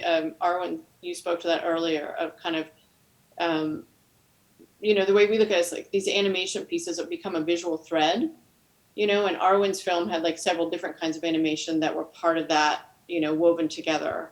But that's something that we always think about with the visuals that we make, that it should feel like a thread. It should feel like you understand the world that, you know, once you kind of establish that world, you understand the world that you're in, and the viewer can kind of fall in that. And I always really like when they edit, when, you know, the editing kind of comes in and out of animation. Mm-hmm. I think that's really. Yeah, I would agree with that and say, you know, the overall balance of your film, and this is where you, as the director, but also the editor, as you're saying, are going to weigh in. Animation has a lot of potency, and it can really, you know, perk up the attention of a viewer. And if it happens once and it never happens again, the viewer might be anticipating it. If it's dropped in when you're not expecting it, after you've come to expect a different element, it might be jarring. So I mean, there's also like the overall balance of how it's working in your film throughout, how each animated sequence works. I mean, a little of it goes a long way, I think. Can either of you comment on, how many people here have seen Last Day of Freedom, which is a completely different form of animation? One of you? Okay. Well, it's a line drawing animation where it's basically somebody narrating his experience around his brother. But I'm curious what you thought, if either of you saw it and have an opinion about that kind of line drawing, you know, form of animation.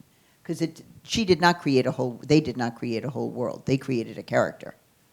And they basically kept that character on the screen for the length, you know, the animated character, and you're hearing his real voice, but you're never seeing him. Did that work for you? I mean, do you have an opinion about it? I'm afraid I didn't see it. Oh, okay. Okay. I mean, I have seen like short films that were entirely animated, and it was clearly a choice that there may have been some material. I'm thinking of an animator whose name I unfortunately don't remember, who works out of Los Angeles. I could, if anyone's interested, find her name afterward, who runs a studio, and she does a lot of work for ACLU. She uses particular cases, and I remember her animating like someone's experience in prison from start to finish. It's very effective. More effective, I think, in certain circumstances than it would be to be cutting back and forth. So, I mean, there are instances when entirely animated is the appropriate path. Yeah, and I think, you know, that's a really, you know, a content and storytelling structure, you know, decision.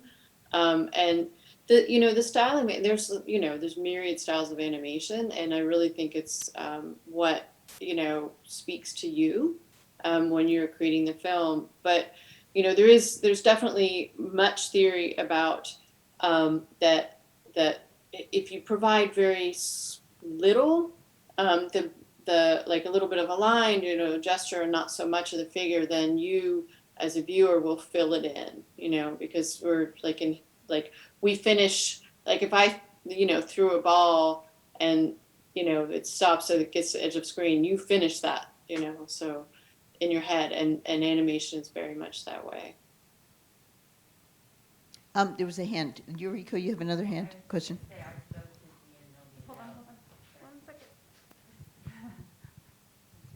I spoke to Dianomi about Last Days of Freedom, and so it was a filmed interview, and then they rotoscoped it. So she did say that they ended up saving money on some of the, like, you know, it wasn't a high production filming, and she said that they ended up saving some money in the editing column because of the way it was all put together basically before they animated the thing.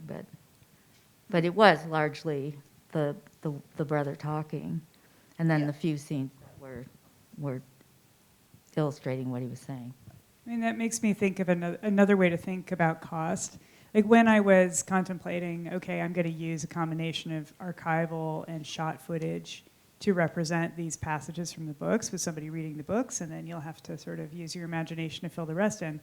Of course, that's not completely free, right? I mean, that's archival cost, and that's shooting costs, and it's either of those elements is probably a little less expensive, but not necessarily. So it is something, it's something to think about. You're not weighing animation cost against nothing. You're weighing animation cost against whatever else would be there. Right, exactly. Well, what else have we failed to sort of ask you, since you are our experts? Yes, Isabella. I have a question based on our conversation preparing for this. I'm wondering if you'd feel comfortable relaying the story, Molly, of some of the do's and don'ts of working with a client that obviously you don't have to name names, but I feel like it might help people understand like how to manage a relationship in a good way versus managing not properly managing that relationship. If you're okay to talk about that. Sure, I'll speak in general terms. There was a project that came to us it came to us at the fall. This is the busiest time of year. It's when the initial festival season submissions start.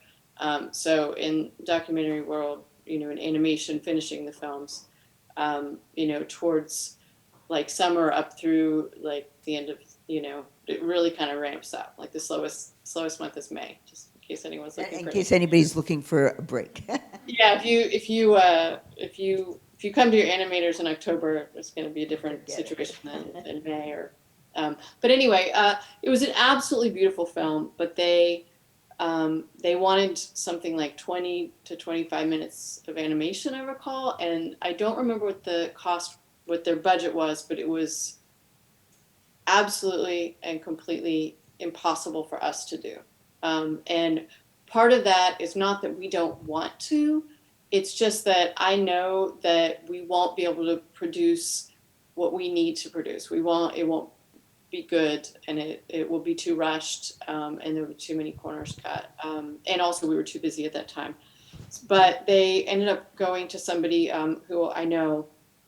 And then at some point in the process, the animator actually reached out to me and was like, how do you deal with, and kind of gave me a litany of frustrations that the animator had. And then I didn't realize at almost exactly the same time, the producer of the project reached out to my producer. We always have a producer assigned to each project internally, and was like, how do you deal with an animator when we're having all of these problems? And then, in the next day or two, my producer and I realized that we had basically had a conversation with both sides of this filmmaking process. And really, there's just one solution, which is that they need to be talking to each other, right? So it was just a huge breakdown of communication. And we both counseled them individually, like, reach out to them. You've got to speak to them. You need to, like, you're both trying to do the same thing, which is make this film. So they ended up speaking to each other and working it out. And I haven't seen it, but I'm sure it came out beautifully.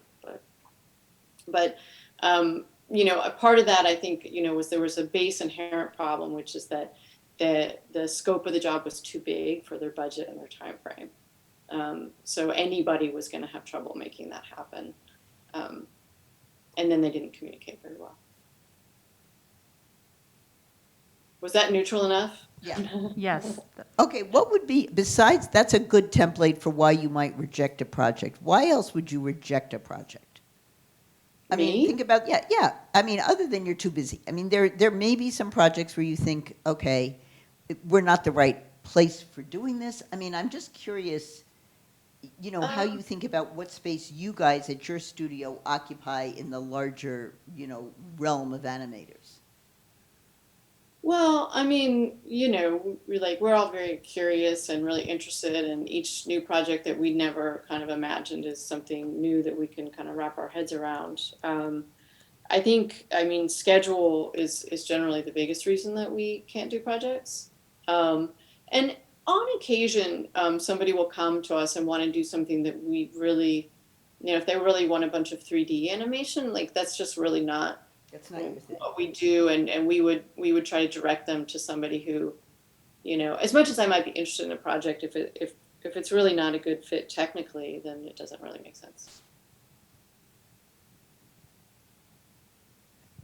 Other questions from here or from our audience out in the world? Yes, go ahead. Here, I'll bring you the. Well, no, I can do it.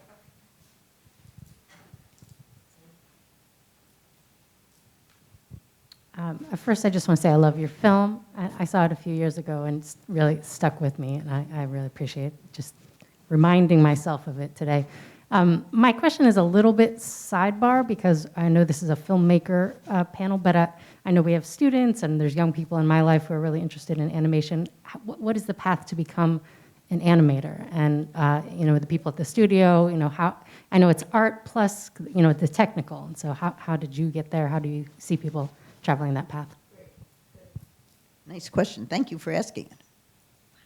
Yeah. Well, my path won't be exactly like anyone else's. I went to art school for painting and drawing.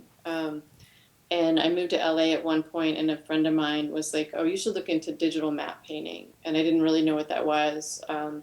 And I just kind of started going in studios and trying to find out what that was and who was doing it.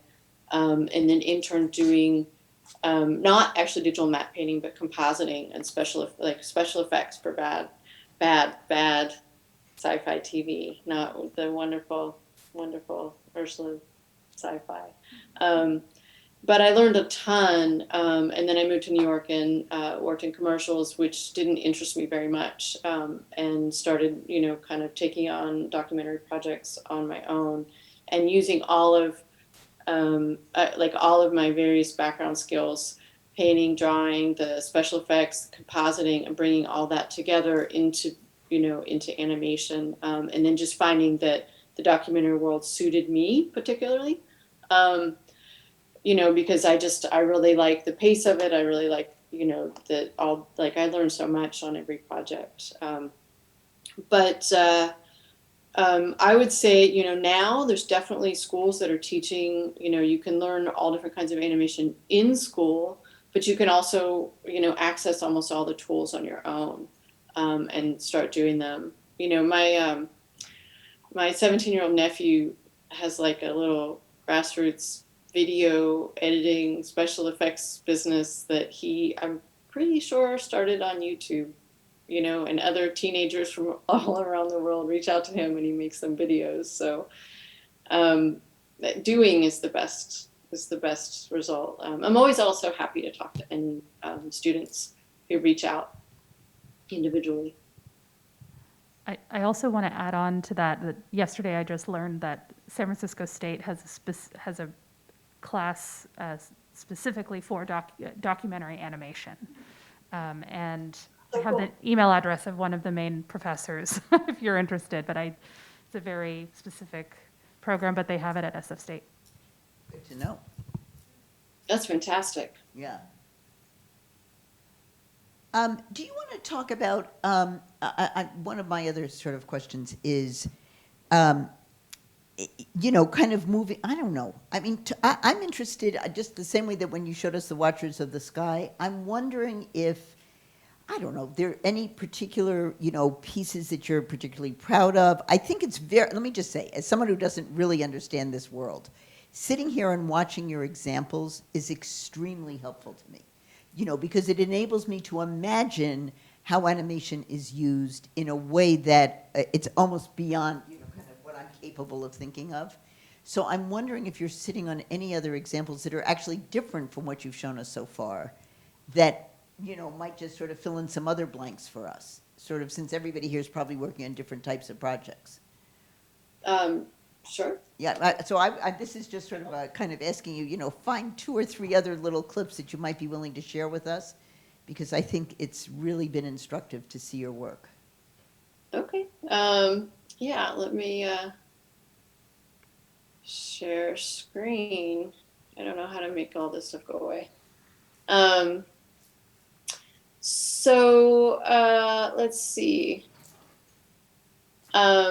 This is something that we did for a film by Robin Hauser about bias and code. This is about Grace Hopper. She was working on one of her early machines and found this moth. And in her lab notebooks from this period, we have this description of the very first computer bug, and it's taped right into the notebook. And debugging, of course, is one of the things that's so hard about programming. It never quite works the first. So, kind of very playful stuff like that. We've done, here's a little poster that we animated. Acrobats, as well as a woman named Helena Spinacuda, who galloped on 2 horses at once. Those essential elements of using the horse as kind of the centerpiece of the show, and clowning as part of the show too, and rope walking, those are... So that was playing with some archival. We've done, we worked on the Hemingway film and we did a bunch of stop motion books. Here's another, this was for a Rachel Carson film, and this was also with some stop motion and a bunch of footage. All across the country, and found in its pages an antidote to anxiety.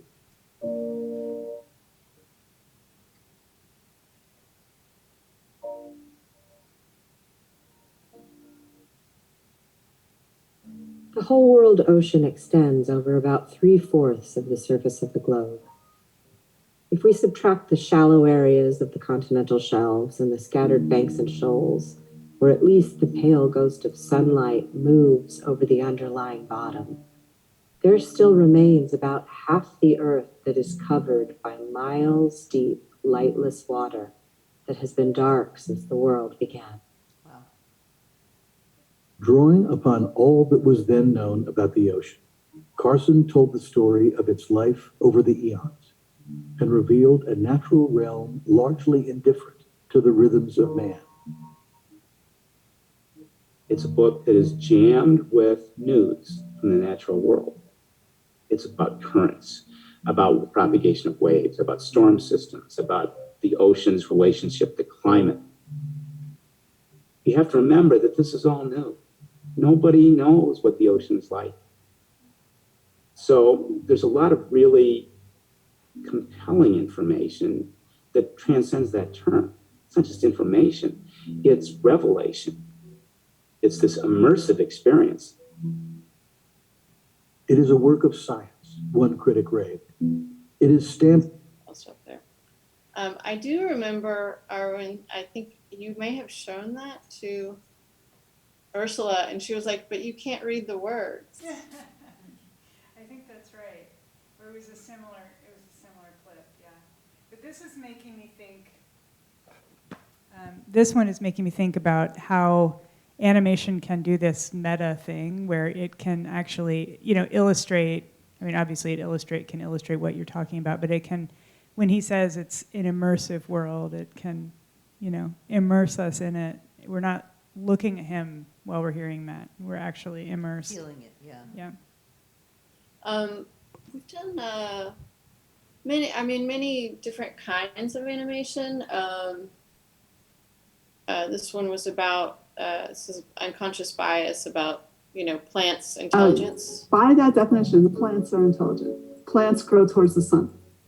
It takes them a little while. They don't have neurons. They're not very smart. Really sort of just simply, a simple concept that created a world. We do science stuff, which is actually really enjoyable to mix in illustration artwork with, this was from The Gene, which was a from all the other flies. It's an outlier. And by tracking that characteristic across generations, he can illuminate something about the nature of why flies are the way they are. It's an astonishing idea. An outlier helps us understand normalcy. And it's because that outside characteristic becomes like a beacon. It becomes like a beacon of light that he can follow in the darkness. Cool. Very cool. Concepts. This is another component of how you might choose an animator, or having chosen an animator who can do a number of styles, how you might choose a style is tone, right? Something that matches the story you're telling and how you're telling it. It could easily be too childish, too silly, too serious, too grave, too depressing, and you want it to have that, to hit that right note the same way that you would with your music, because there is an emotional component to just how it looks and how it makes you feel. Animation, can lend itself to a lot of humor and silliness, but it also, as we've kind of discussed throughout, it can also lend itself to some really weighty subjects. So, like Arwen just said, it's really about your tone, your visual tone, and then all of the aesthetics of that play in as well. There's a question on the chat about this conversation. Shayna is asking, is that your first design exploration phase for something that you charge for? I guess that means if you're searching for this style, if you're searching for the right tone, is that something that you charge for? Or is this sort of a first interaction to decide what the client wants to start a project together? Right. I guess. We need to charge for our time. Yeah. So if we're creating something, we are going to charge for it. We will often, though, put together a few samples of things that might speak to what the person wants to do if they're fundraising. And we, people will ask us, often it's people we already have a working relationship with. We've worked on a film. They might say, hey, we're doing another film. Can we show some of your other work to help us fundraise, since you're already, and attach you to this project? I think pitching is something that happens on much bigger budget projects. So commercial world, there is a certain amount of pitching that will happen, but it's just not feasible with our budgets, because we really want to. We also really pour ourselves into projects, and it's hard to do that if we can't set aside the time to do that.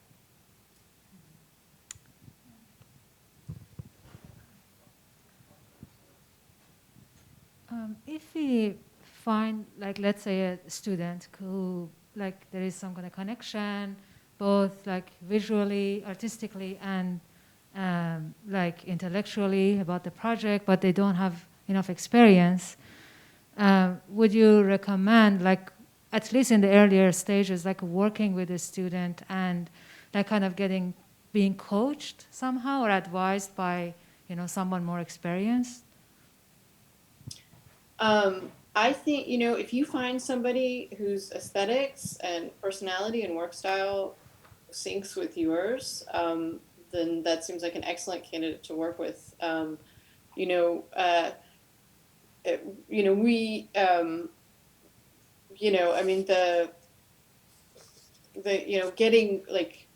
Creating, there's kind of two sides of every project. One of is the creating the stuff, and then the other part of is the, if it's kind of being produced and managed well, and that you can get everything delivered.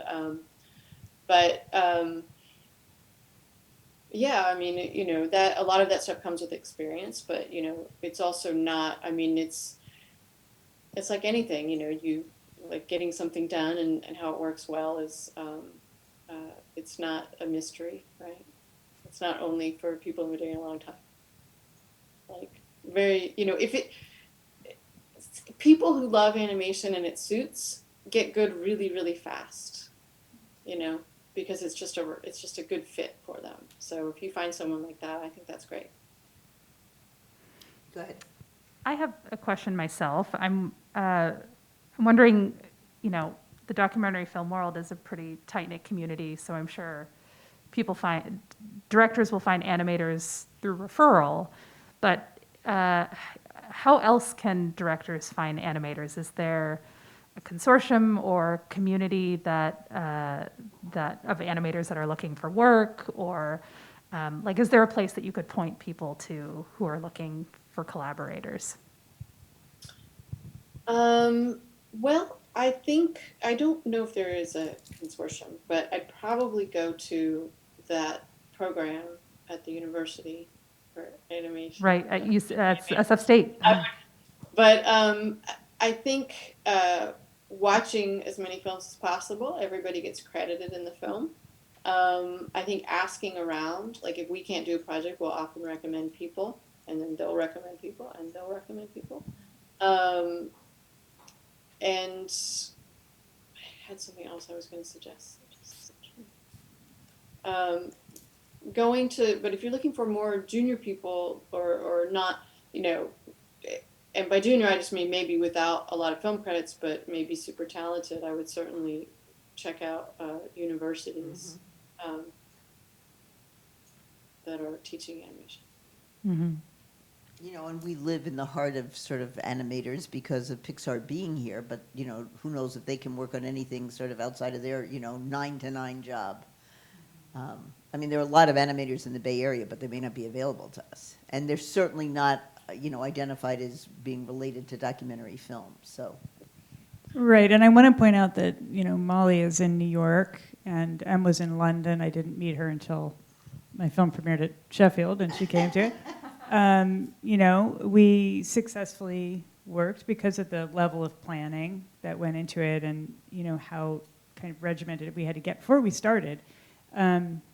We successfully had long distance, collaboration. Was this was sort of before Zoom, wasn't it? How'd you do it? Yeah, we just went on Skype. You went on Skype? Well, we had a few initial meetings on Skype with I think Molly and I primarily talked on the phone, and then we, followed up with email, and they would send, at first illustrations and then cuts via Dropbox or something. I think some other similar sharing It's program. sort of hard to remember the world before Zoom at this point. You know what I mean? We've just held this whole thing on Zoom with screen sharing, and it's just so, your film was We've done always before. been remote. Huh? We've always been remote. Yeah, when always I started, been remote. When I started this business, it was a deliberate choice to not I have a studio, but to not set up an office like that. And it's allowed us to work with tons of film directors in California. We've done projects with directors in Australia. That time change was hard. That's challenging. And then my team, they're all over the country, and sometimes out of the country. And do people work with you sort of as independent contractors? So you've got a project, somebody's got the skill set that's needed, and you hire them on that project, or are these people who work for you full time? Everybody, everything is contract. Contract. But they're, it's all about the relationships, and everybody has so many things going on now, which is really nice. But we were always remote, so for us, switching over wasn't very hard. But we didn't do as much on Zoom before. We did a lot on the phone, but now every call is a Zoom call. We have another question in the chat opposite of what I asked, which is how do animators find documentary filmmakers? And I'm not sure if that's the typical way it flows, but Probably I'm not. curious if anyone can answer that. How animators find documentary filmmakers to collaborate with. I don't know. Every so often I get these random emails from composers saying, just want you to know I'm a composer. This is where I work. Here's some sample of my work. I don't know. I haven't been approached by an animator like that, but I think if I was, I'd probably open the email and see what they had to say. Watching movies, same.